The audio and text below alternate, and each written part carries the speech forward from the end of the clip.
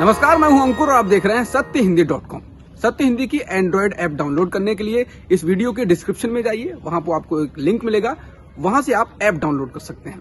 अब एक नजर डाल लेते हैं अब तक की खबरों पर। फ्रांस की कंपनी के साथ भारत द्वारा की गई लड़ाकू विमान राफेल डील को लेकर अब एक फ्रेंच ऑनलाइन पत्रिका मीडिया पार्ट ने बड़ा धमाका किया है। पत्रिका ने अपनी रिपोर्ट में दावा किया है कि फ्रांसीसी विमान निर्माता कंपनी डसॉ ने भारत को 36 रफाल लड़ाकू विमान भेजे जा सकें, इसमें मदद करने के लिए एक बिचौलियों को कम से कम 65 करोड़ रुपए का भुगतान किया। यही नहीं, रिपोर्ट में कहा गया है कि इस घूस की जानकारी और कागजी दस्तावेज के रूप में सबूत भारतीय एजेंसियों सीबीआई और ईडी के पास थे, लेकिन इसके बावजूद भी उन्होंने इस मामले में कोई जांच नहीं की। बता दें, फ्रांस का यह ऑनलाइन जर्नल 59,000 करोड़ रुपए के राफेल सौदे में भ्रष्टाचार के आरोपों की जांच कर रहा है। रिपोर्ट के अनुसार डसॉल्ट ने ये पैसे भारतीय बिचौलिए सुषेण गुप्ता को दिए थे। इसकी जानकारी सीबीआई को भी थी और ईडी को भी, लेकिन इन एजेंसियों ने इस मामले पर कोई एक्शन नहीं लिया। बता दें, राफेल की ये नई डील शुरुआत से ही विवादों में रही है। कांग्रेस हमेशा से कहती रही है कि भारत जिस कीमत पर पहले राफेल विमान खरीद रहा था, उससे 3 गुना कीमत में ये नई डील की गई है। कांग्रेस का दावा है कि इस डील में बड़ा घोटाला हुआ है। उत्तर प्रदेश के मुख्यमंत्री योगी आदित्यनाथ ने आज कैराना में एक जनसभा को संबोधित किया। कैराना 2017 से पहले कथित हिंदुओं के पलायन के कारण चर्चा में रहा था, जिसको बीजेपी ने अपने 2017 के विधानसभा चुनाव में जमकर उठाया था। योगी का ये कैराना का दौरा भी 2022 के विधानसभा चुनाव से पहले इस मुद्दे को फिर से उठाने की कोशिश बताई जा रही है। वहीं योगी आदित्यनाथ ने इस दौरान जनता को संबोधित करते हुए कहा कि पलायन को मजबूर करने वाले अपराधी खुद पलायन कर गए हैं। माफिया की हैसियत नहीं है कि सिर उठाकर सड़क पर चल सके। बता दें, कैराना से सांप्रदायिकता के कारण पलायन का आरोप बीजेपी के सांसद हुकुम सिंह ने लगाया था।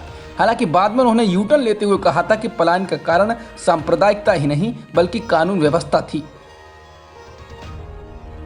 भीम आर्मी के प्रमुख चंद्रशेखर आजाद ने कहा है कि वो यूपी के सीएम योगी आदित्यनाथ के खिलाफ उसी सीट से चुनाव लड़ेंगे जहां से वो उम्मीदवार होंगे। चंद्रशेखर ने एनडीटीवी से बात करते हुए कहा कि अगर पार्टी मौका देती है तो वो उसी सीट से चुनाव लड़ेंगे जिस सीट से योगी आदित्यनाथ लड़ेंगे। आजाद ने कहा कि उनका मकसद सदन में जाना नहीं है, उनका मकसद योगी आदित्यनाथ को सदन में जाने से रोकना है। इससे पहले 2019 में पीएम मोदी के खिलाफ चुनाव लड़ने का ऐलान करने और फिर नहीं लड़ने को लेकर आजाद ने कहा कि उस वक्त उनकी पार्टी नहीं थी। बसपा प्रमुख मायावती ने कहा था, ये सबसे अच्छा है कि मैं विपक्षी वोटों को विभाजित करने के बजाय उनके उम्मीदवार का समर्थन करूं और इसीलिए चुनाव नहीं लड़ा था। लेकिन इस बार मैं प्रतिबद्ध हूं क्योंकि इस बार उनके पास उनकी पार्टी आज़ाद समाज पार्टी है। लखीमपुर खीरी की घटना को लेकर सुप्रीम कोर्ट की ओर से लगातार उत्तर प्रदेश सरकार और राज्य की पुलिस के कामकाज पर टिप्पणी की जा रही है। CJI NV Ramana, justice Suryakant और जस्टिस हेमा कोहली की बेंच ने सोमवार को इस मामले में फिर से सुनवाई की। सुनवाई के दौरान शीर्ष अदालत ने उत्तर प्रदेश सरकार द्वारा दायर स्टेटस रिपोर्ट पर असंतोष जाहिर करते हुए और सरकार को फटकार लगाते हुए कहा कि हम राजनीतिक रंग नहीं जोड़ना चाहते हैं। इस मामले की जाँच हाईकोर्ट के एक रिटायर्ड जज की निगरानी में होने दें। अदालत ने उत्तर प्रदेश सरकार से कहा कि वह शुक्रवार तक इस मामले में जवाब दे। समाचार एजेंसी पीटीआई की रिपोर्ट के अनुसार बेंच ने पंजाब और हरियाणा उच्च न्यायालय के पूर्व न्यायाधीशों जस्टिस राकेश कुमार जैन या रंजीत सिंह के नामों का सुझाव भी दिया और कहा कि ये चार्जशीट दाखिल होने तक जांच की निगरानी करेंगे। लखीमपुर खीरी में किसानों को गाड़ी से कुचलने के मामले में चल रही जांच को लेकर सुप्रीम कोर्ट ने कहा कि ये उस तरह से नहीं चल रही है जैसे हमने उम्मीद की थी। मुख्य न्यायाधीश ने कहा कि स्टेटस रिपोर्ट में कुछ भी नहीं है सिवाय ये कहने के कुछ और गवाहों से पूछताछ की गई है। सीजेआई ने कहा कि हमने 10 दिन का समय दिया था, लैब रिपोर्ट भी नहीं आई है और सभी आरोपियों के मोबाइल फ़ोन भी जब्त नहीं किए गए हैं। ये हमारी अपेक्षा के मुताबिक नहीं है। बता दें, सुप्रीम कोर्ट ने योगी आदित्यनाथ सरकार से स्टेटस रिपोर्ट में ये बताने को कहा था कि अभी तक इस मामले में कितने गिरफ्तार किए गए हैं और किन आरोपों में। लखीमपुर खीरी मामले में 2 एफआईआर दर्ज कराई गई हैं, एक किसानों को गाड़ी से कुचलने के मामले में और एक इसके काउंटर में भीड़ द्वारा लोगों की जान लेने के मामले में। इन दोनों मामलों की जांच को लेकर सुप्रीम कोर्ट की बेंच ने कहा कि किसानों को कुचलने के मामले की जांच के साथ मॉब लिंचिंग के काउंटर केस को जोड़ना चिंताजनक है।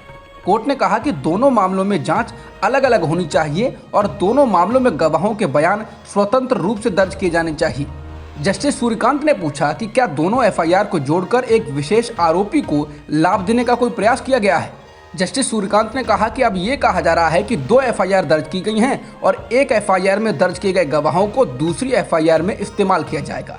उन्होंने कहा कि खेद के साथ कहना पड़ रहा है कि इस तरह सबूत जुटाए जा रहे हैं कि किसी एक आरोपी को बचाया जा सके।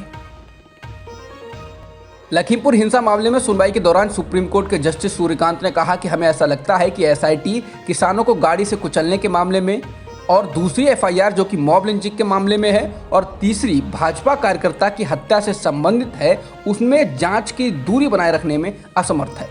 अगर इस तरह की प्रक्रिया जारी रहती है तो ये एक मामले के साक्ष्यों को दूसरे मामले के खिलाफ रखने का मामला होगा और इसलिए ये सुनिश्चित करने के लिए कि दोनों मामलों की स्वतंत्र रूप से जांच हो और कोई घालमेल ना हो, हम निगरानी के लिए एक अलग हाईकोर्ट के रिटायर्ड जज को नियुक्त करने के इच्छुक हैं।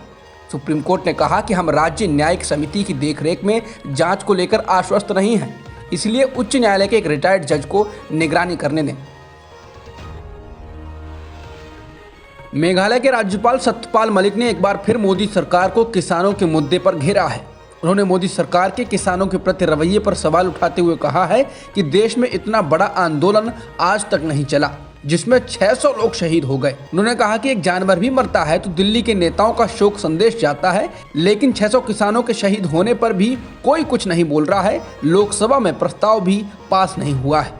जयपुर में एक कार्यक्रम में बोलते हुए मलिक ने अडानी जैसे बड़े उद्योगपतियों पर निशाना साधते हुए कहा कि किसानों का माल कम दाम में खरीद कर बड़े दाम में बेचने के लिए बैठ गए हैं बाजार में। अडानी का तो एक गोदाम भी बन गया है पानीपत में, जब पार्लियामेंट में कानून भी पास नहीं हुआ था। मेघालय के राज्यपाल सत्यपाल मलिक ने किसान आंदोलन को लेकर कहा कि मैंने प्रधानमंत्री से बात की थी और कहा था कि आप राजा हैं, आप बड़े हैं, आपको किसानों को बताना चाहिए कि वे गलत हैं और आप सही हैं, फिर भी आप उनकी मांगों को मान रहे हैं क्योंकि आप उनका दर्द नहीं देख सकते हैं, तो ये आपके कद को और बड़ा कर देगा। राज्यपाल ने जयपुर के कार्यक्रम में कहा कि मैं आपको ये नहीं बताऊंगा कि पीएम मोदी ने क्या कहा या उन्होंने कैसी प्रतिक्रिया दी। इसके साथ ही राज्यपाल मलिक ने कहा कि आज आप तख्त पे हो, घमंड में सब कर रहे हो, लेकिन आप नहीं जानते कि नतीजे क्या हो सकते हैं। महाराष्ट्र के मंत्री नवाब मलिक लगातार एनसीबी के मुंबई जोन के प्रमुख समीर वानखेड़े पर हमलावर हैं। अब नवाब मलिक ने ट्वीट कर एक और हमला बोला है। नवाब मलिक ने कहा है कि समीर दाऊद वानखेड़े क्या आपकी साली हर्षदा दीनानाथ रेड कर ड्रग्स के व्यापार में शामिल थी? आपको इसका जवाब देना चाहिए क्योंकि उनका मामला पुणे कोर्ट के सामने लंबित है। ये रहा सबूत, और सबूत के तौर पर मलिक ने इस ट्वीट के साथ इस मामले से जुड़ी कोर्ट की डिटेल्स का स्क्रीनशॉट साझा किया है, जिसमें बताया गया है कि इस मामले की पहली सुनवाई साल 2008 में हुई थी। इसके जवाब में समीर वानखेड़े ने कहा है कि जनवरी 2008 में जब ये मामला सामने आया तब मैं सर्विस में ही नहीं था और मैंने साल 2017 में क्रांति रेडकर से शादी की थी। मैं तो इस मामले से कैसे जुड़ सकता हूँ?